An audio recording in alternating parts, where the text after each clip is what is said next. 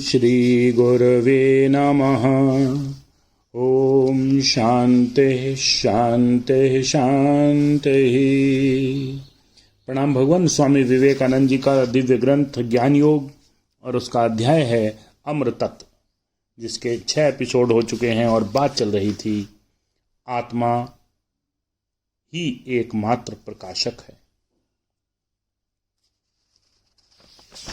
स्वामी जी आगे कहते हैं, आत्मा ही एकमात्र प्रकाशक है, मन उसके हाथों यंत्र के समान है और इस यंत्र के माध्यम से आत्मा बाह्य साधन पर अधिकार जमा लेती है। इसी प्रकार प्रत्यक्ष बोध होता है। बाह्य चक्षु आदि साधनों में विषय का संस्कार पड़ता है और वे इसको भीतर मस्तिष्क केंद्र में ले जाते हैं। कारण तुमको यह याद रखना चाहिए कि चक्षु आदि केवल इन संस्कारों के ग्रहण करने वाले हैं। अत्येंद्रिय अर्थात मस्तिष्क के केंद्र ही कार्य करते हैं। संस्कृत भाषा में मस्तिष्क के इन सब केंद्रों को इंद्रिय कहते हैं। ये इंद्रिय इन चित्रों को लेकर मन को अर्पित कर देती हैं और फिर मन इनको बुद्धि के निकट और बुद्धि उन्हें अपने सिंहासन पर विराजमान महामहिमाशाली राजेश्वर आत्मा को प्रदान करती है।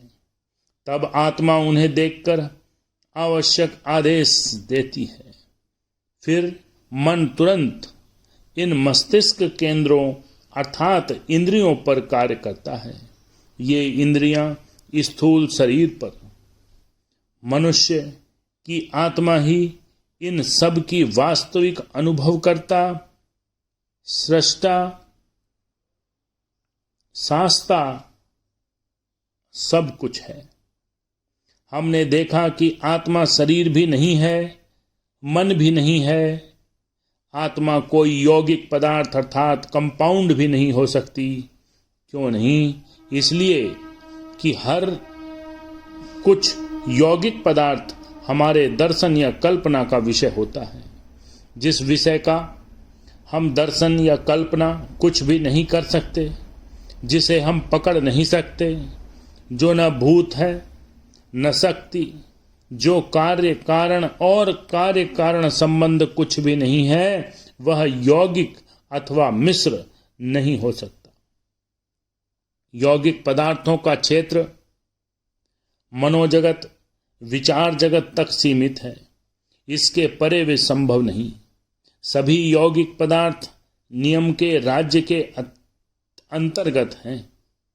नियम के परे यदि कोई वस्तु हो तो वह कदापि यौगिक नहीं हो सकती।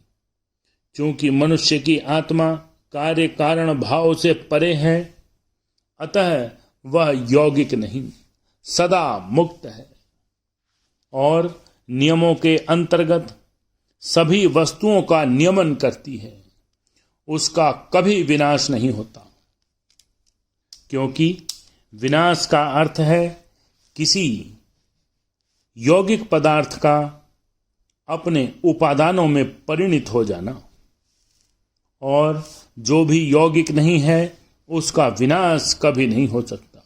उसकी मृत्यु होती है या विनाश होता है, ऐसा कहना केवल कोरी मूर्खता है।